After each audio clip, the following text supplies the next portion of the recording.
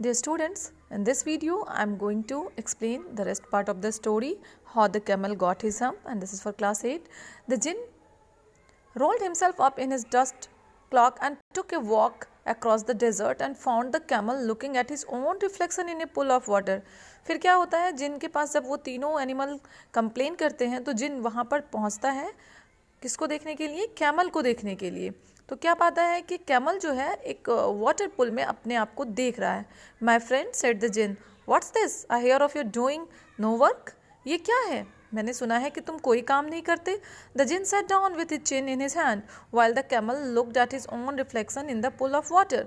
जिन वहाँ पर बैठ जाता है अपने चिन पे हाथ रख के, उससे क्वेश्चन करता है।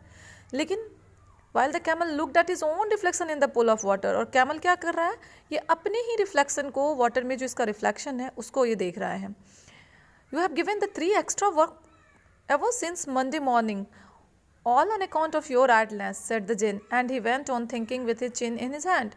You have given the 3 extra work ever since Monday morning.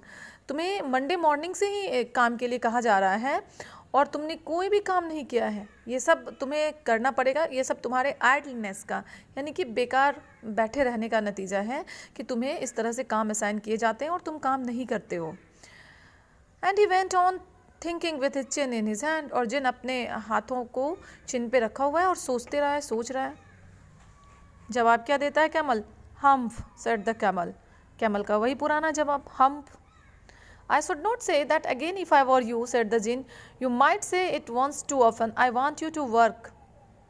ये तो मुझे पता है कि तुम हम्फ कहते हो, ठीक है। I shouldn't say that again if I were you. अगर मैं वहाँ होता, you, काश, if I were you, काश कि मैं तुम होता, you होता, you मतलब camel. You might say it once too often. I want you to work. मैं तुम्हें काम करते हुए देखना चाहता हूँ। And the camel said, humph again. और फिर से कैमल क्या जवाब देता है, humph. But no sooner had he said it than he saw his back. उसने हम्फ कहा और उसने अपने बैक की तरफ देखा। That he was so proud of puffing up into a great big hump. उसका ऐसा बोलना था, और जो वो अपने वाटर में आपने देखा यहाँ पे स्पिक में कि वो अपने रिफ्लेक्शन को देख रहा है। He was very proud of his back. But what he saw, अब क्या देख रहा है वो, इट वॉज पफिंग, ये जो है वो up into a great big hump, ये बड़ा सा कुबर का रूप लिए जा रहा था। Do you see that, said the jinn, that is your very own hump that you have brought upon your very own self by not working.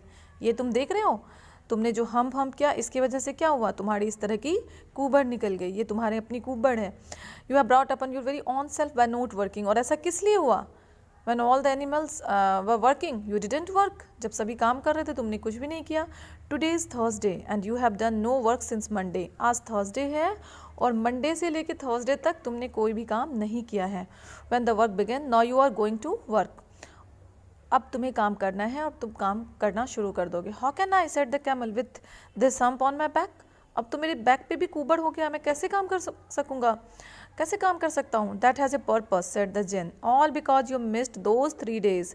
तो थर्सडे को जिन आता है ना उससे बात करने, तो कहता है कि चूँकि 3 दिन मंडे ट्यूसडे वेंसडे तुमने काम नहीं किए हैं, तो you will be able to work now for 3 days without eating. अब बिना खाए भी तुम 3 दिन तक रह सकते हो, काम कर सकते हो, because you can live on your hump and don't you ever say I never did anything for you. Come out of the desert and go to the tree and behave. जाओ, जैसे वो तीनों एनिमल काम कर रहे हैं वैसे ही तुम भी अब काम करना शुरू कर दो। And the camel went away to join the tree and from that day to this the camel always wears a hump. वो दिन और आज का दिन अभी तक कैमल्स के कुबर होते हैं, but he has never yet caught up with the 3 days that he missed at the beginning of the world, and he has never yet learned how to behave.